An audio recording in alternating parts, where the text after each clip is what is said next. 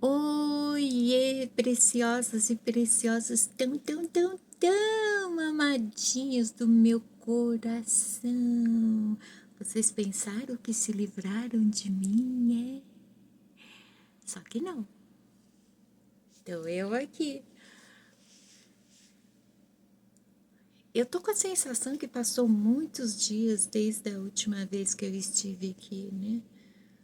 Tipo, uma sensação de quinta para sexta-feira.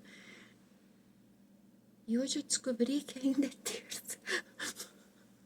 Ainda é terça-feira. Oh. Essa minha questão é com a falta de noção com esse tempo gregoriano, tá cada vez pior. Não que não que faça diferença, né? Nada como a agenda do celular quando a gente tem um compromisso importante. Para que saber o dia? Basta a agenda do celular avisar: oi, daqui a 5 horas você tem compromisso. Daqui a 4 horas você ainda tem um compromisso. É assim que eu me viro. Como é que vocês estão? Como é que vocês começaram a semana e como ela está se desenrolando nessa nossa estação do ano super mista? Tem momentos que é verão, de repente é primavera, aí fica outono, e no final da tarde, inverna. Tá muito interessante o clima, né? Aqui, pelo menos, onde eu moro, tá assim. Vocês estão bem? Espero sinceramente que vocês estejam bem, que vocês não tenham desistido. Às vezes a gente tem vontade de desistir mesmo. Eu, por exemplo, hoje tive vontade de pegar o meu livro e jogar para o espaço, desistir dele.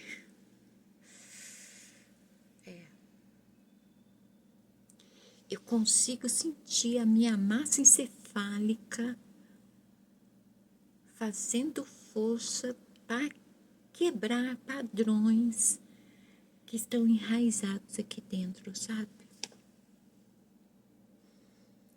Há coisas que são difíceis. Vocês acham que a jornada de autoconhecimento é difícil? Se vocês estivessem escrevendo meu livro, vocês iriam ver o que é dificuldade.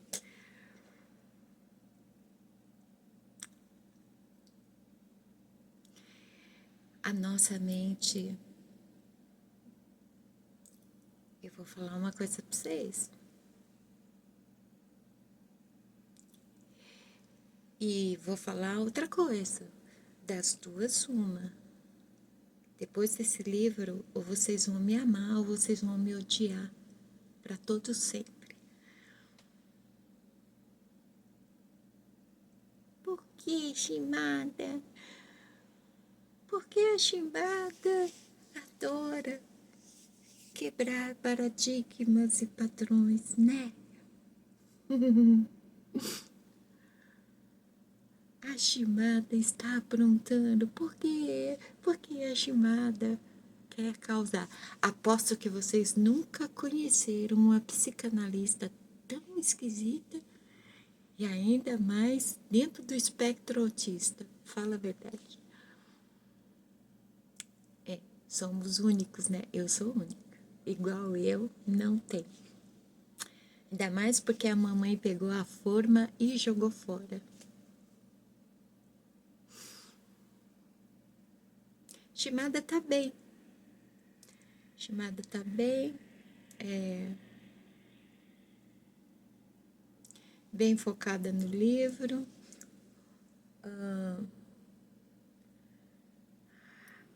Há 1 hora atrás eu estava na mais profunda introspecção, em autoanálise, querendo compreender que ansiedade é essa que eu possuo, que ela se submete à medicação, mas independente de qualquer coisa que eu faça, ela continua lá dentro. Eu sinto ela lá no fundão, no inconsciente. Sinto porque ela fica querendo voltar para a superfície. Aliás, todos os conteúdos no nosso inconsciente têm esse comportamento. Eles querem vir para a superfície. Alguma coisa não deixa, né? Alguma coisa simplesmente, alguma coisa chamada superego, diz assim pro ego: vamos pegar a ansiedade da estimada e tacar lá no mais profundo do abismo do inconsciente dela, para que ela não sofra mais, tadinha. Só que quando o ego obedece, quando o superego manda, ele não está fazendo nenhum bem para a estimada. Aliás, o superego não faz bem para ninguém. Desculpa, pela 1000ª vez. Tô muito tempo sem falar, hein? Não se esqueçam desse pequeno detalhe. Estimada não fala no cotidiano. Ela fala muito quando ela grava vídeos. Então, vocês vão ficar vendo, ouvindo ela tossindo. Desculpa. Então, sim, o superego é o vilão da nossa mente. Ele, na verdade, é o que nos torna o nosso maior inimigo. Mas, na verdade, nós não somos nosso inimigo, é o superego. Então, tô ansiosa porque, apesar de hoje ser terça-feira, que horas são, na verdade? De repente já passou da meia-noite, né? Daqui a meia hora, quando eu terminar o vídeo, quando eu subir o vídeo, já vai ser quarta. Mas eu tô gravando na terça, né? Então, quer dizer, é terça-feira e já tá querendo dar uma pontinha de sofrimento porque eu vou sair na quinta. Compromisso médico. E eu vou ter que sair na terça e depois na segunda. E eu não gosto de finais de semana. Não existe sábado, domingo, feriado para mim, sabe? Para mim é um dia como qualquer outro. E a ansiedade está, eu estou ouvindo ela gritando lá no fundão. Ai, você vai ter que sair. Você vai ter que pegar transporte público. Você vai sozinha. Você vai no médico, no ambiente hospitalar. Ai, socorro.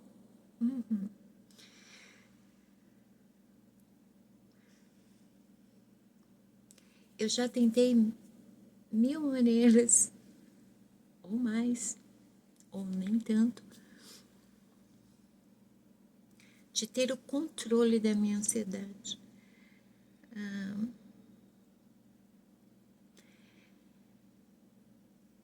Parece que não dá para fazer isso porque ela deve estar muito associada à minha condição, né? Por exemplo, eu tenho problemas para sair, sim. Porque absolutamente tudo que eu vou fazer, eu preciso, antes de tudo, fazer mentalmente.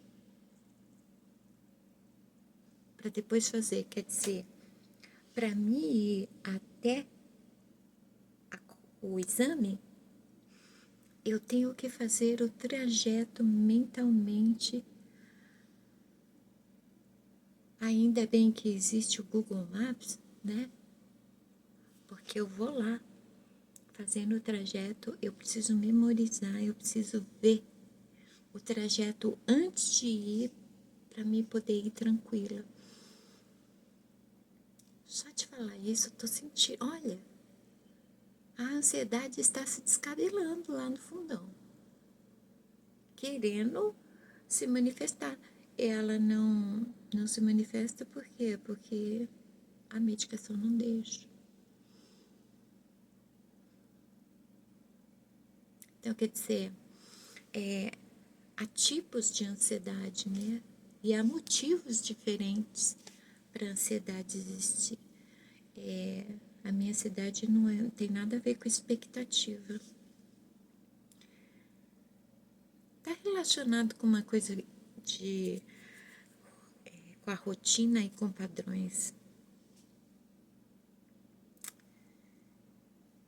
Então, tipo, tem que tomar remédio forever. E o tema de hoje chamado é ansiedade? Não.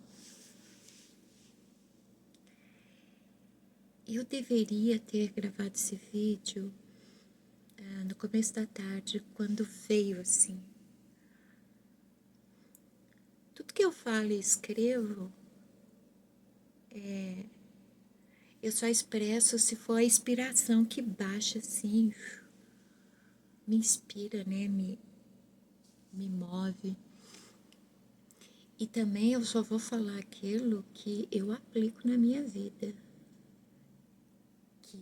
que é a minha convicção.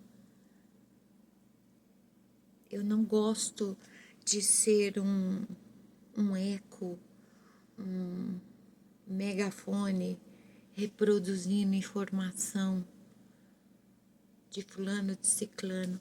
Eu não gosto de ficar, de ser uma compartilhadora, repassadora de ideias alheias.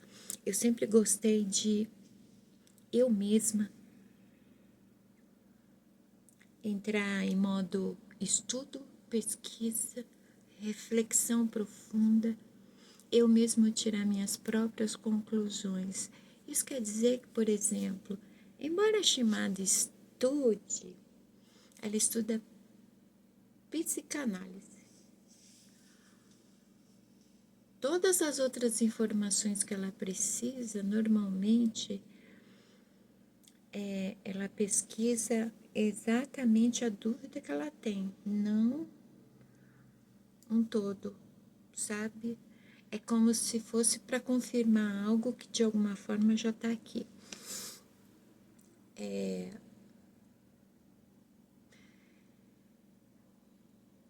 Então, assim, eu não leio. Não é que eu não leio porque eu não gosto, eu não devo.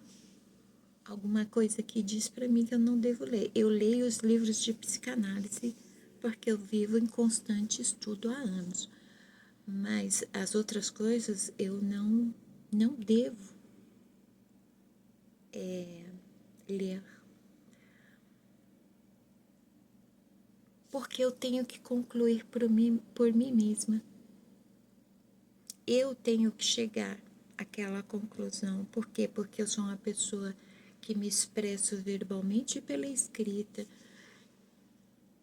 E a partir do momento que eu estou reproduzindo a expressão de outra pessoa, é um tipo de plágio intelectual, né? Não fui eu que cheguei a uma conclusão. Então, por que eu falei isso? Eu não sei. Nada é acaso. Então, o assunto não é ansiedade. Antes de começar a falar do tema, eu queria que vocês me desculpassem. eu tô com uma certa dificuldade, e não é de hoje, de me expressar verbalmente, assim, de desenvolver o raciocínio. Vocês sabem que eu não uso cola nem roteiro, né? Eu desenvolvo aqui o meu raciocínio com vocês enquanto eu estou gravando, dentro de algo que eu já aplico na minha vida, né? Só que ultimamente, como eu tô muito assim, eu tô mais que hiperfocada no que eu tô escrevendo, parece que o meu cérebro não consegue muito desconectar do assunto que eu tô desenvolvendo lá no livro, né? Então, sempre que eu tenho que desenvolver um tema aqui, eu tô meio que.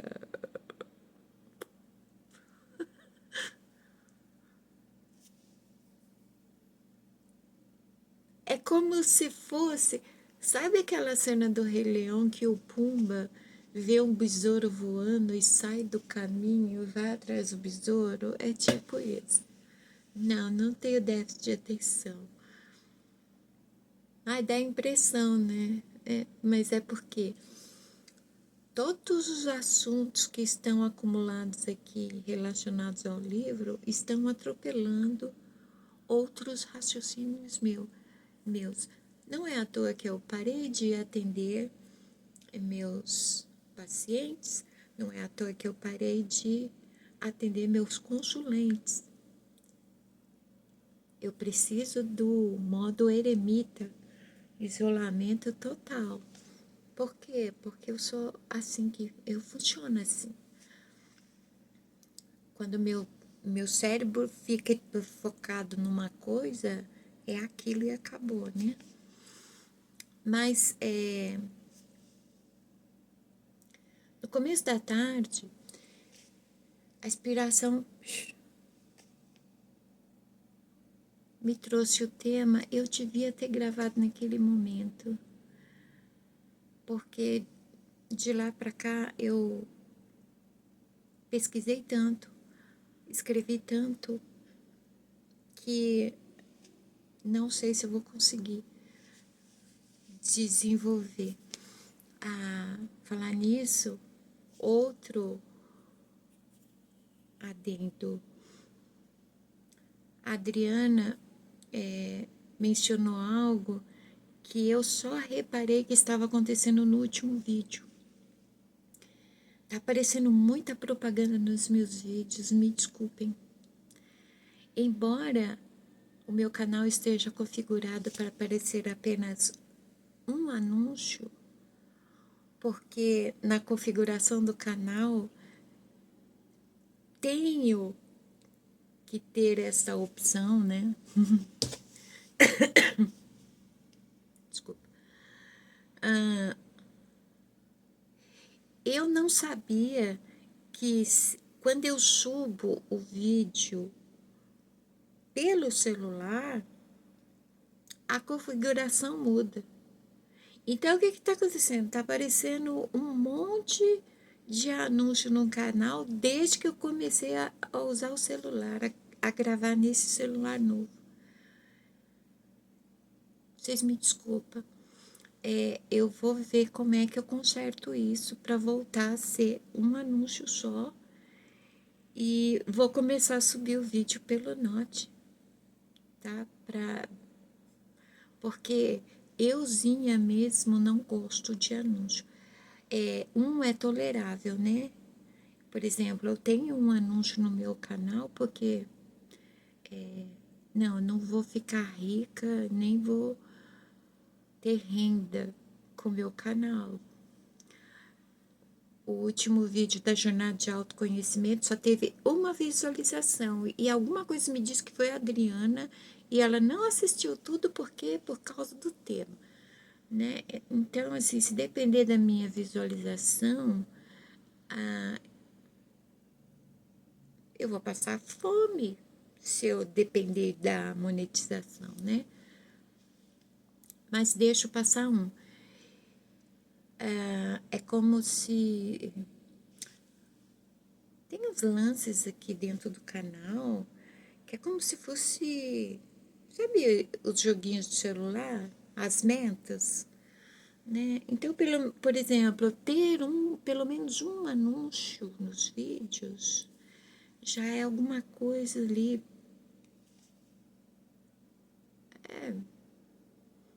que faz com que você tenha outros benefícios e assim vai, como joguinho, né?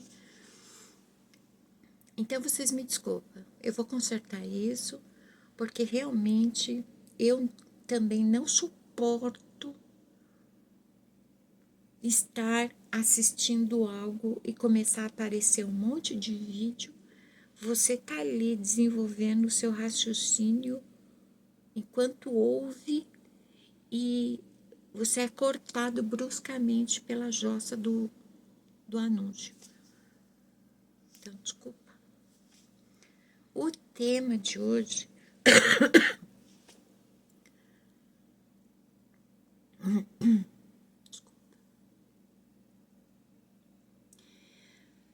hoje eu vou falar sobre depressão. Nós temos que falar sobre isso. Ainda mais nós que somos adultos. O último vídeo da jornada de autoconhecimento, explorando a jornada de autoconhecimento, eu tô tocando num tema que costuma causar depressão ou estados depressivos em algumas pessoas, né, Adriana? Que é a velhice. E justamente estados depressivos e depressão não é legal ainda existirem adultos. Também não é legal que não seja feito um trabalho para que se alcance a cura, justamente para que não vá para a fase idosa. Um idoso com depressão, ele com certeza vai ficar doente, debilitado. O idoso é uma pessoa que precisa ter a vida plena, tranquila, ser muito bem tratado, porque afinal de contas, nós temos que ser realistas. Conforme nós avançamos na fase idosa, nós vamos nos aproximando mais do final da nossa vida, né? Para quem tem a dádiva de conseguir essa proeza.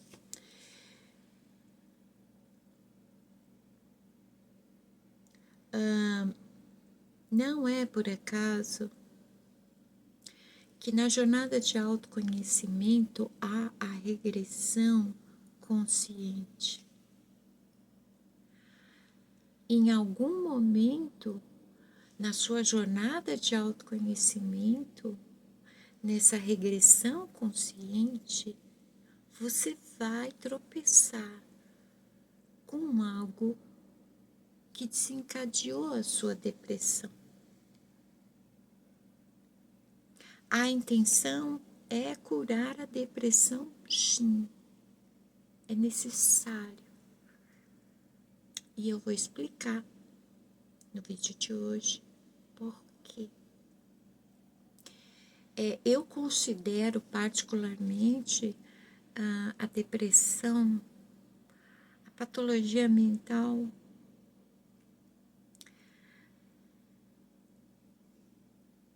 mais sofrida. Não é diminuindo a necessidade de atenção que as outras patologias têm, mas é que a quantidade de pessoas com depressão tornou a depressão algo comum. Tipo, tá presente todo mundo como se fosse um traço de personalidade. E nós não podemos ver isso com normalidade. Não. Porque a depressão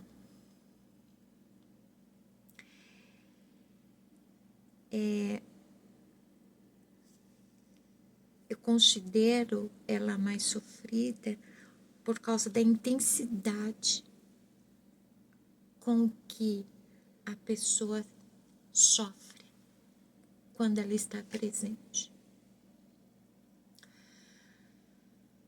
Então vamos lá. Sim, a depressão, ela parece as ondas do mar. Ela vai, você acha que se livrou, pouco a pouco você vai retornando à sua vida e de repente ela tá voltando. Você consegue sentir como se ela fosse uma entidade quando ela encosta em você. Ela vem se aproximando, encosta e ela entra. E é como se ela espremesse alguma coisa dentro de nós, talvez o coração, alguma coisa no nosso plexo coronário, onde nós costumamos sentir angústia, né? Os reflexos de sensações, emoções, sentimentos são sentidos nesta área, né?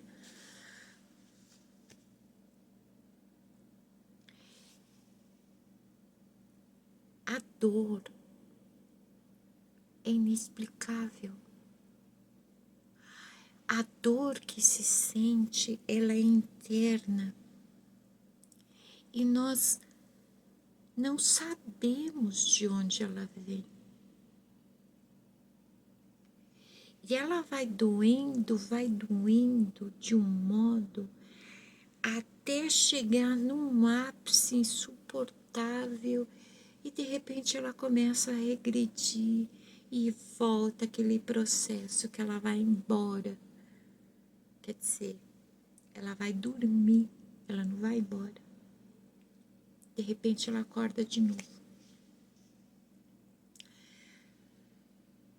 Pode ser fatores externos que os tais gatilhos que acordam a depressão. Podem, mas não, eu não considero os fatores externos o real causador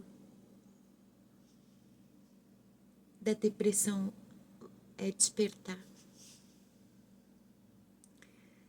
É algo que está dentro de nós, que não está resolvido e que ficou ali dentro anos e anos e tomou uma proporção que fica difícil resolver devido à dor. Quando se fala que depressão não é besteira, é muito sério isso. Só quem tem depressão é que tem noção da proporção dessa dor dentro. Vocês já viram isso? Não é dor de estômago, não é dor no esôfago, não é dor de garganta, não é uma dor física. Mas ela dói dentro. E ela dói de uma maneira... Gente, eu vou te falar. Eu já tive tudo que é tipo de dor que vocês podem imaginar. Até a dor de parto. A dor da depressão é maior. Independente dos motivos que levam o indivíduo a ser depressivo, porque não é a dor física. Há até pessoas que acham que é o espírito que sente dor, a alma que sente dor e se abate. E de repente pode ser. Por quê? Porque a causa desta dor, que não é física, mas é tão intensa, está lá no inconsciente. É por isso que dói tanto.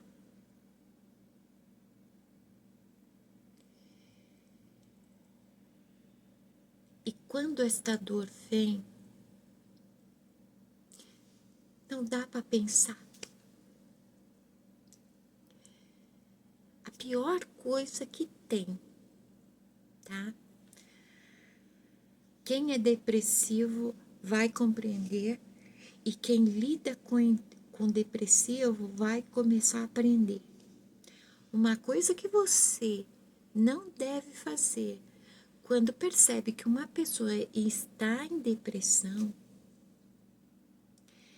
é não faça discursos, não dê conselhos.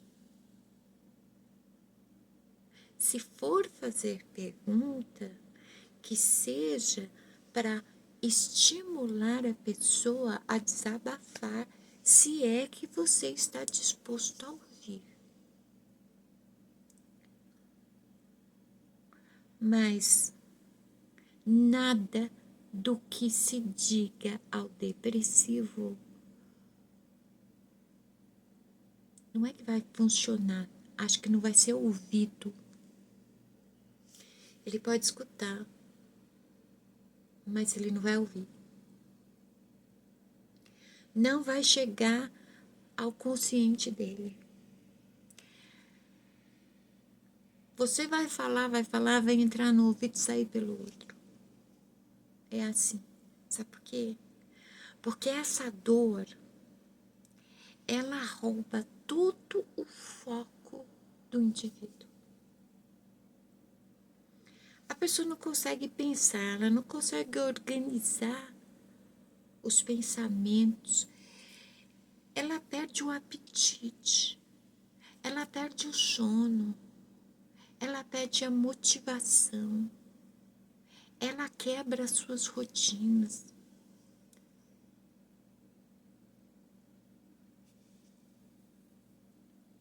A dor faz isso. Então, ao lidar com o depressivo, por favor, não tente ser o bom samaritano, dando conselhos, ainda mais usando as próprias experiências, né? Tem uma coisa que as pessoas não têm muita ideia que elas acabam fazendo. Quando elas têm a oportunidade de dar um conselho, elas começam a usar a própria vida como exemplo e a gente percebe que, na verdade, ela não está dando conselho. Ela está falando de si mesma. É a pior postura que se tem diante de um depressivo. O depressivo vai entender que você o está depreciando, que está se gabando. E não é que ele vai compreender conscientemente, não. Isso alimenta o que está lá no inconsciente. Tudo que está represado no inconsciente e que causa sofrimento é alimentado por tudo mais que causa sofrimento. Acho que daí que veio esse termo gatilho. O gatilho é um cutucão naquilo que está no inconsciente. Tipo, aquilo que está no teu inconsciente é como uma ferida. O gatilho é um dedo dentro da sua ferida.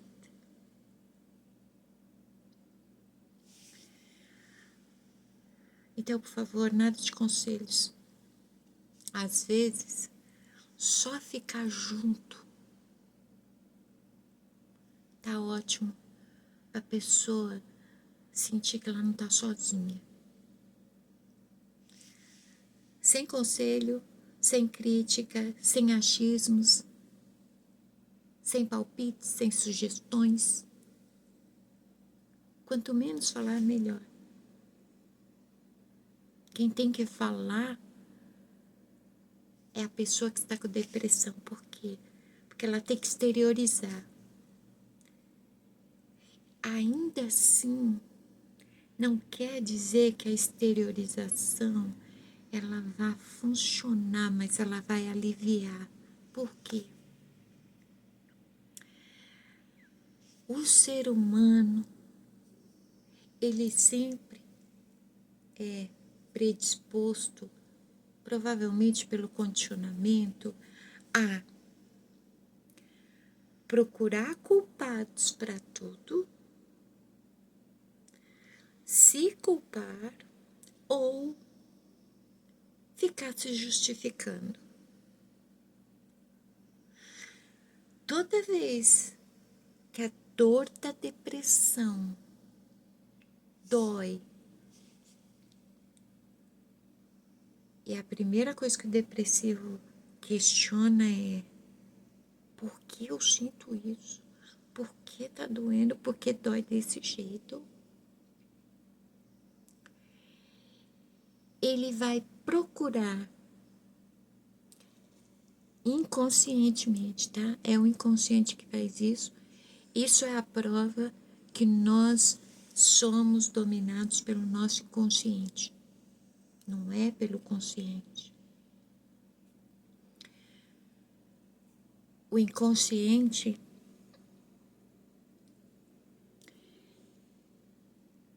ele vai me atrapalhar a ponto de eu precisar voltar a fita porque eu perdi o fio da meada. Sim, o meu inconsciente está com sérios problemas comigo. Vocês terão notícias. Eu estou numa luta ferrenha com ele.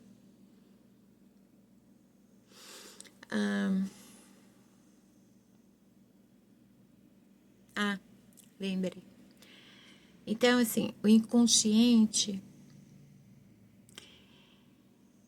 ele vai ficar com toda a moralidade dele, né? O superego dentro do inconsciente, que o reino do superego é o inconsciente. Ele utiliza tudo que está ali, tudo que é represado ali, por ordem dele, inclusive, né? Então, ele vai dizer assim pro ego: por que será que dói, né? Deve ser por causa de tal coisa. Deve ser culpa daquela pessoa que disse aquilo lá. Deve ser aquela situação. Aí o depressivo, ele começa a procurar uma justificativa ou um culpado para aquilo que ele está sentindo. Por quê? Porque pela lógica, tudo, né, a lógica do consciente, tudo deveria ter uma resposta plausível, não é? Então, se eu tô sentindo uma dor, alguém me machucou, alguém me decepcionou, alguém disse alguma coisa que me feriu. Eu fiz alguma coisa errada. Eu não sirvo para nada. Sabe esses pensamentos que povoam a mente nos estados de depressão?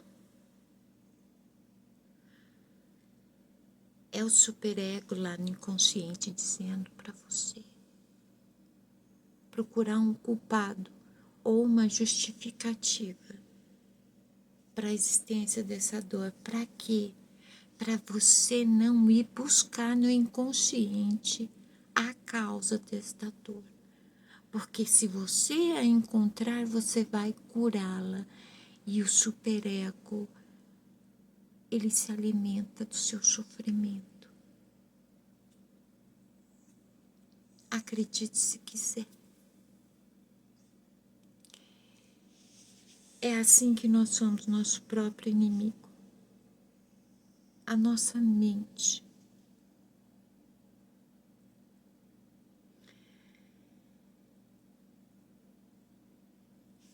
As outras patologias, como elas têm uma manifestação assim, mais observável e através do relato de pacientes, fica muito mais fácil criar um tratamento, uma terapia. A depressão não. Por quê? Porque ela é invisível. Ela é tão invisível que, por incrível que pareça, aquela pessoa que está chorando, que está fechada no quarto, ela está ainda fazendo a coisa certa. O choro, o isolamento é uma luta. Desculpa. Está refletindo uma luta. Por quê? Porque o interior está em conflito. Daí esses comportamentos.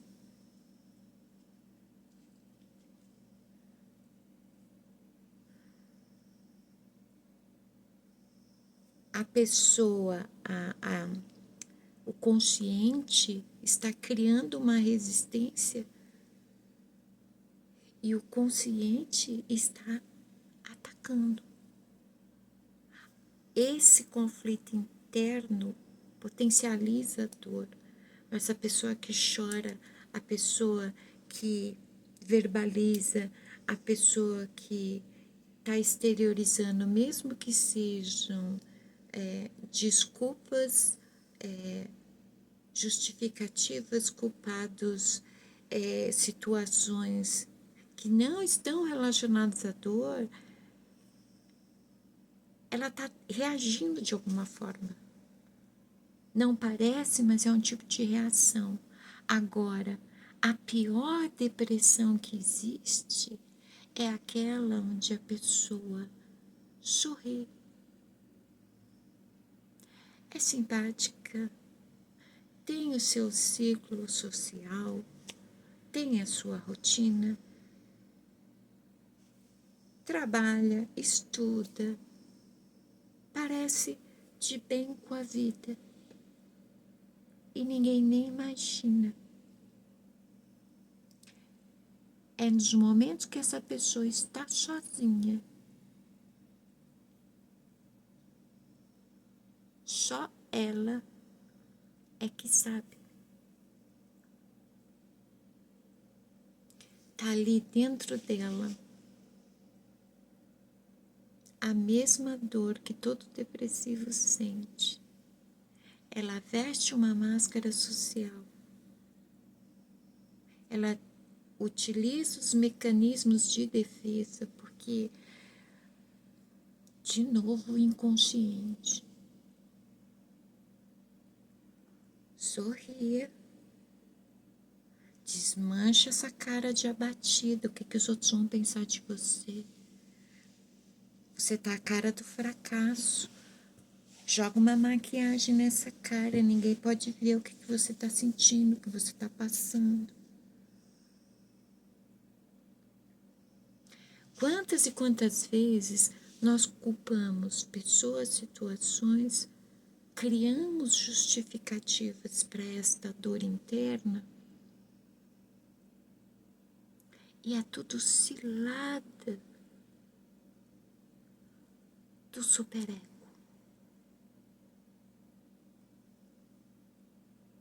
Ele não vai deixar você descobrir o que causa essa dor. Então ele desvia o teu foco para você criar um culpado ou uma desculpa. Ah, mas tem uma pessoa mesmo envolvida em determinada situação mesmo. Tem. Mas porque exatamente isso você não consegue resolver como as demais coisas da sua vida?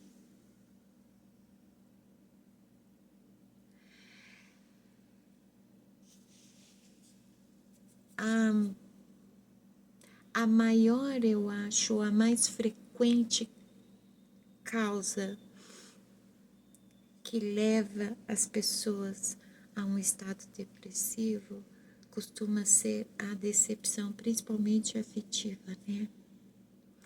Mas a decepção, a traição, em algumas pessoas consegue afetar assim de um modo que é como se as pessoas entrassem em estado de luto. E não é diferente do estado de luto, porque é um tipo de luto. Toda perda que causa sofrimento é luto. O luto não curado,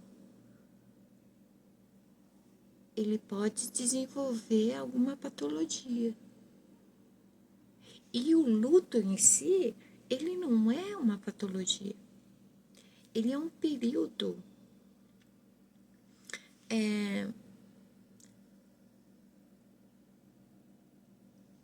de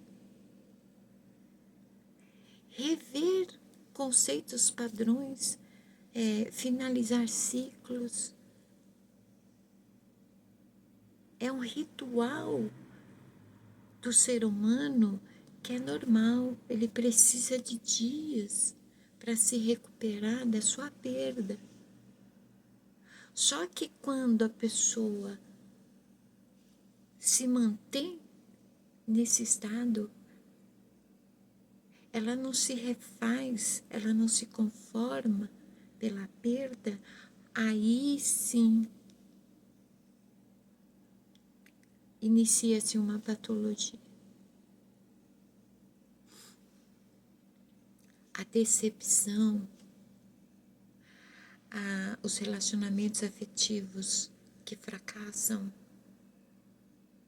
as traições, elas costumam desencadear longos períodos depressivos.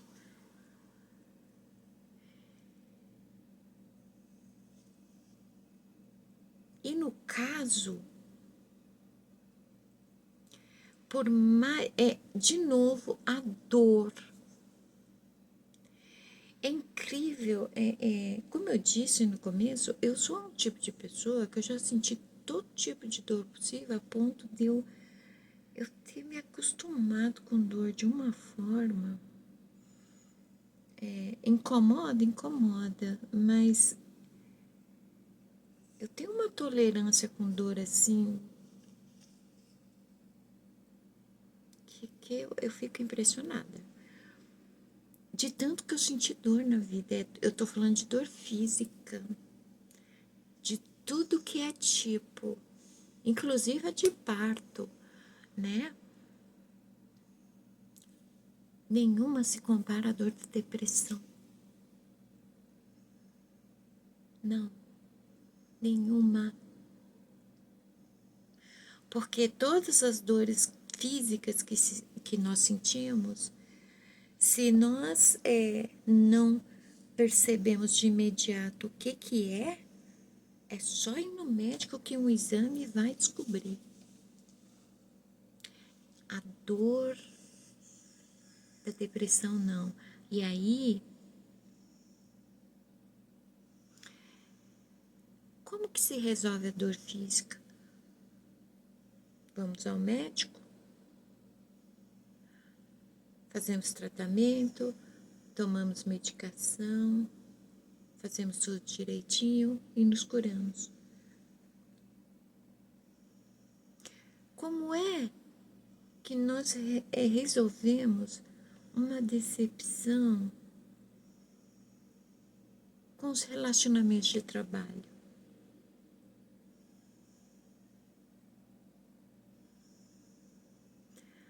Nós vamos fazer auê dentro do trabalho, nós vamos chorar dentro do trabalho. Como que vai ser?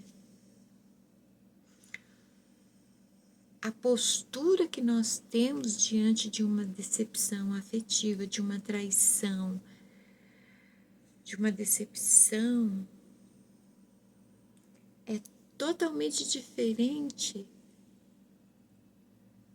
do mesmo sentimento em qualquer outra situação. Por quê?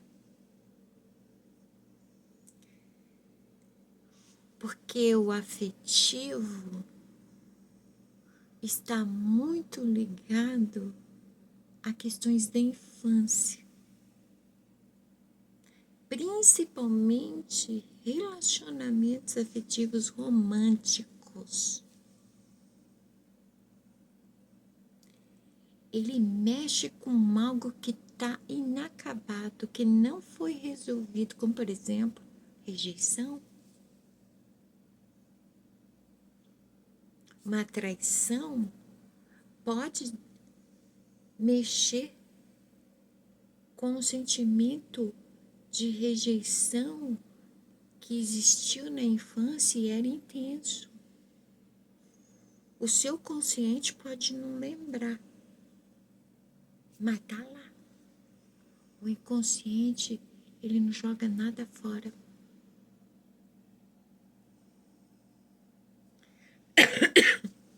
Desculpa.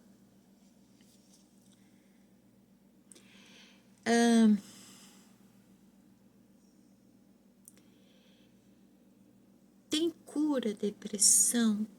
Tem. Só que nós temos que querer nos curar. E para nós querermos muito nos curar, nós temos que nos amar. É tipo a Shimada quando acorda e olha no espelho de manhã. É sério, gente. Eu faço a desassociação do corpo e da essência. Eu sou a essência. O corpo é o animal bípede que tem um nome. É a Shimada. Shimada é meu veículo. Eu faço essa desassociação, sabe por quê? Para manter os meus estudos sobre a mente. Existem abismos, divisões dentro da nossa mente. Embora o cérebro ele ocupe esta área, vocês não têm ideia do poder que ele tem. O autoconhecimento, neste momento, é apenas um exercício, principalmente para as pessoas que são extrovertidas. É mais fácil para introvertidos se autoconhecer do que os extrovertidos. Os extrovertidos, eles têm o foco, a visão focada, né, no exterior. A meditação, ela é uma prática espiritualista do Oriente, onde o psicológico, o intelectual, o modo de vida é completamente diferente de nós aqui do Ocidente. No Oriente, a espiritualidade e a cultura estão interligados. Quer dizer, em tudo na cultura há a presença da crença. Então, da mesma maneira que é comum ver budistas em meditação ou praticando tai chi, ou muçulmanos naquele horário com o tapetinho deles fazendo a devoção deles, aonde que essas práticas se encaixam aqui para nós ocidentais? Eles vivem dessa forma porque eles buscam o autoconhecimento constantemente, é uma prática frequente, e eles têm a individualização. Eles têm consciência de que eles são um, mas estão conectados aos outros, a tudo. O senso coletivo.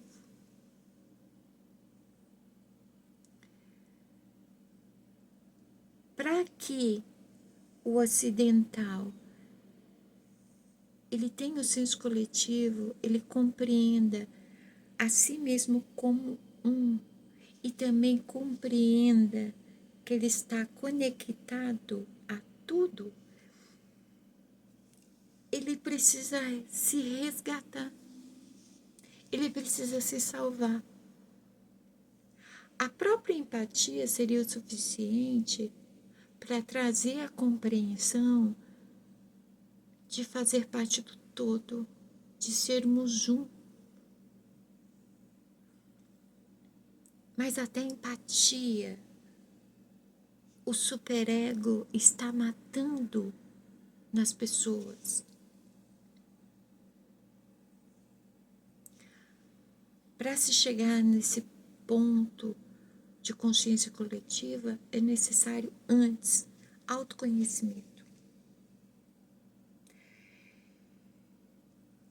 É necessário aprender a fazer esse mergulho interno e buscar. Por quê? Em determinado momento, não adianta o que você acredita ou desacredita, não importa a sua crença.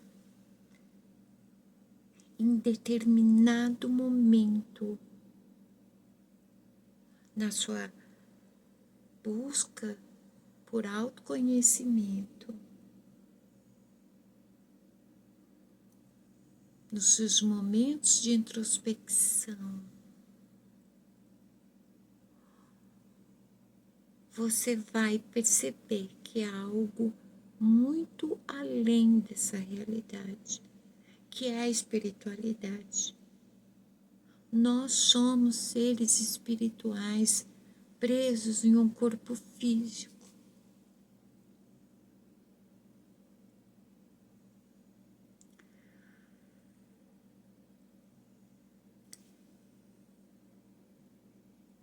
Estamos exercitando o mergulho. Sem começar, tá? Não precisa conseguir logo, não. Cada um no seu tempo, tá? Tentar já é ir. Tentar é realizar, tá? Só de tentar fazer esses mergulhos e se autoconhecer,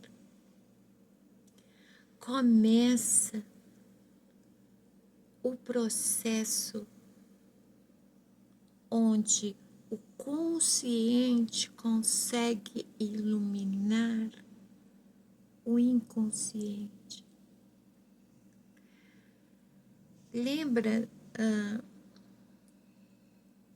da comparação da mente com o iceberg? Consciente é a pontinha do iceberg.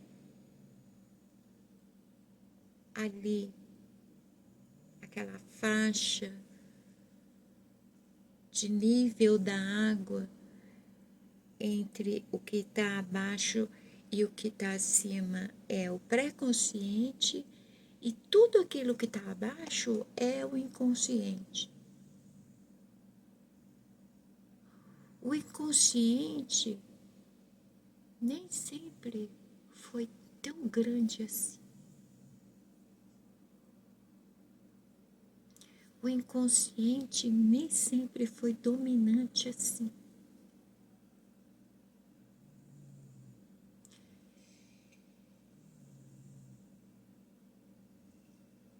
Aquela pontinha do iceberg que é o consciente, que é a melhor parte de nós, está na luz. Cada vez esse consciente vai ficando menor.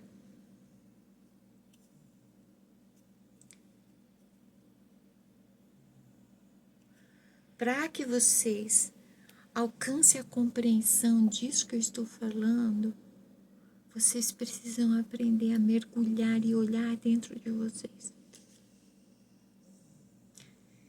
Eu me lembro uma vez, para encerrar, eu vou usar uma metáfora, um episódio que aconteceu comigo, eu vou usar como metáfora.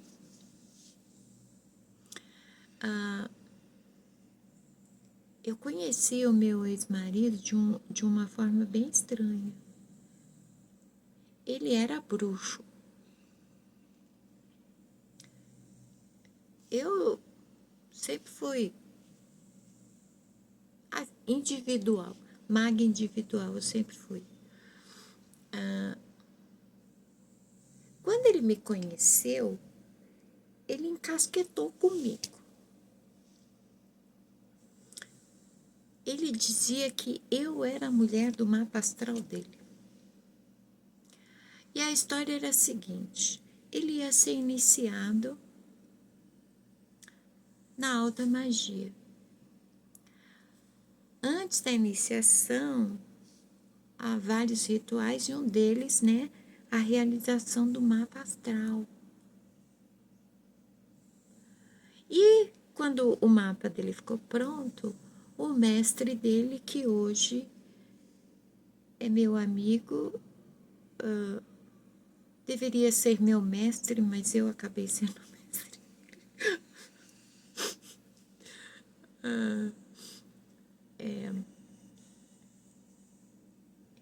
Disse para ele: olha, segundo seu mapa astral, eu não posso te iniciar. Uma mulher vai aparecer no seu caminho e ela é que vai te iniciar numa magia que eu ainda não conheço, não. E aí, quando o meu ex-marido me conheceu, ele falou: ela é a mulher. E aí, o que ele fez? Me levou mais do que depressa no ateliê do mestre, um mago, que é artista plástico, para saber se eu era a tal mulher do mapa. E sim, ele verificou lá, ele consultou um livro. O livro era tão grande, tão empoeirado, tão grosso, que eu até hoje não sei que livro é aquele, né? Ele me fez segurar aquele livro imenso, ler um trecho lá que correspondia à data do meu nascimento. Ele fez um monte de perguntas, enfim. Aí confirmou, comprovou que era eu mesmo.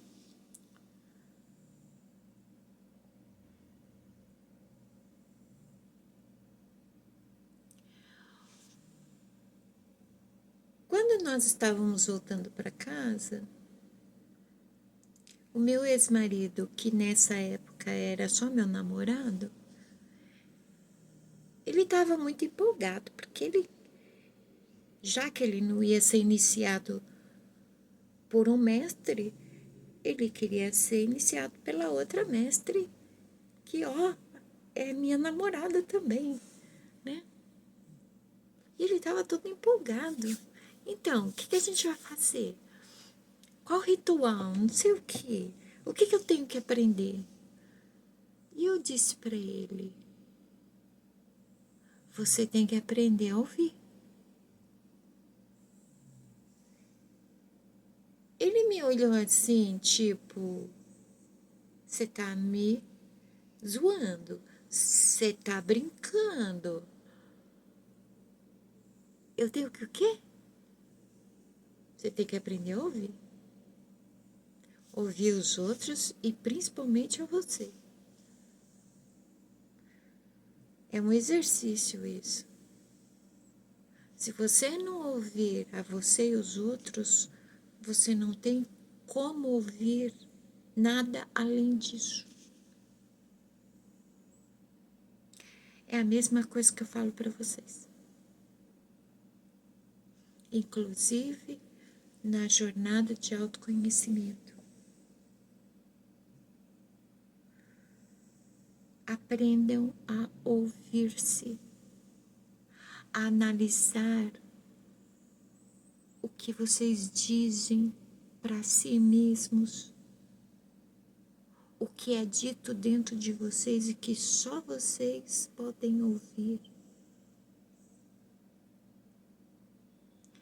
Vocês são tão corajosos em tantas coisas. Este inimigo interno, vocês são capazes de vencer.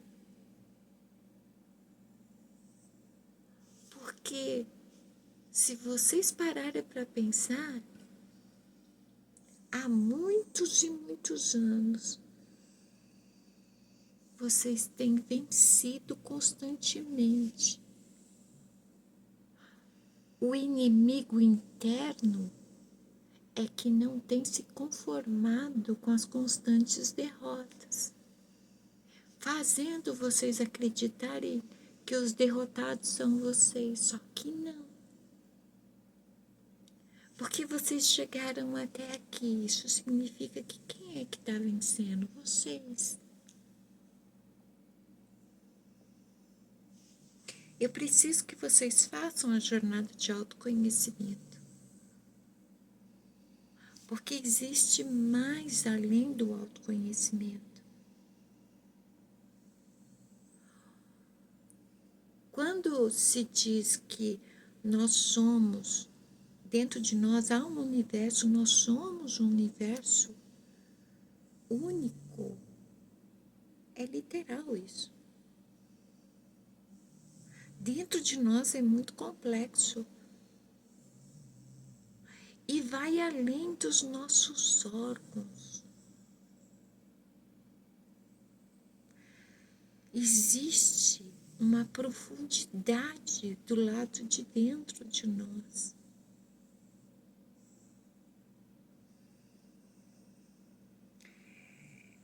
Não sei se até o final do ano eu consigo ir além da jornada de autoconhecimento com outros temas que estão relacionados ao autoconhecimento, porque o autoconhecimento, enquanto nós vivermos, sempre nós teremos o que conhecer em nós. Afinal de contas, o universo, ele está em constante expansão, né? Ele é muito vasto. Então, eu não sei, porque como vocês não se comunicam comigo, eu não sei se eu tenho como trazer temas além do autoconhecimento.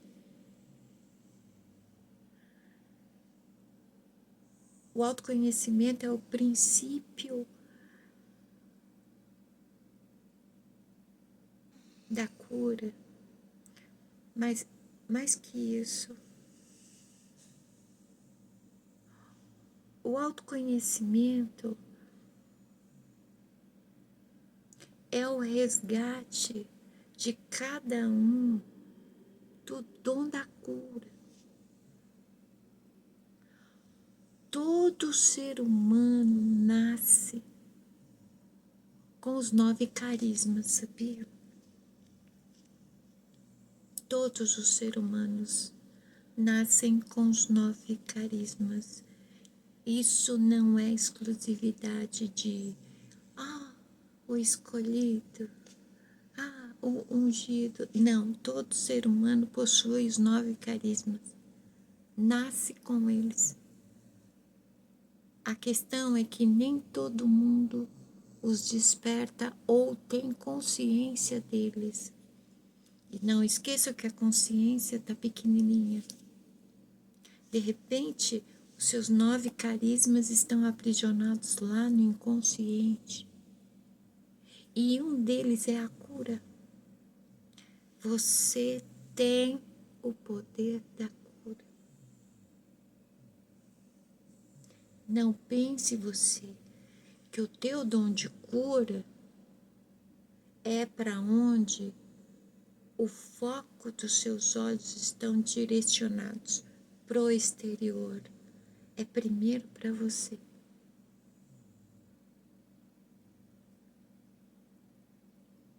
O dom de cura serve primeiro para você. Você pode resgatar os seus dons através do autoconhecimento. Porque não há outro método, outro modo, outro tratamento. Alguém já explicou para vocês que toda medicação usada nos tratamentos de depressão, eles não curam.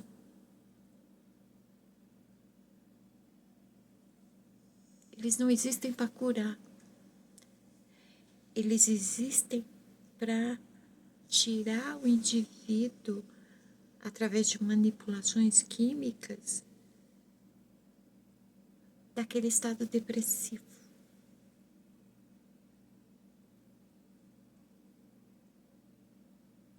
Enquanto se está em tratamento, nós precisamos buscar outros recursos para que a cura aconteça. Ficar vivendo à base das medicações é se condicionar à depressão, é se condicionar às medicações e continuar doente. E sim, a depressão é uma doença.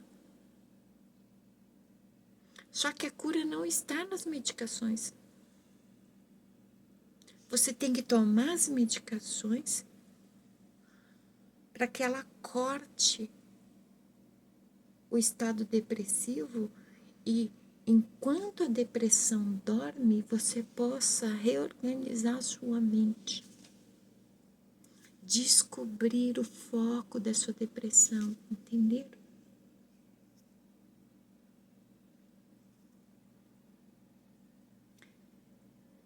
De novo, não esqueçam. Ai, meu Deus, desculpa, gente, eu passei muito tempo. De novo, não esqueçam, não passem por nada sozinhos, tá bom? Shimada tá aqui. Eu não sei, vocês parecem que têm medo de mim. Ou não me levam a sério, né? De toda forma, não passem por nada sozinhos. Se não tiver ninguém aí por perto quando vocês estiverem no estado depressivo, Shimada tá aqui, ok? Fiquem bem, coragem.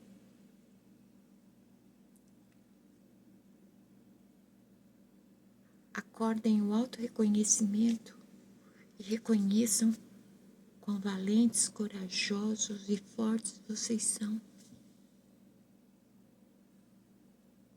Vocês são muito mais do que imaginam e do que as bocas ferinas dizem.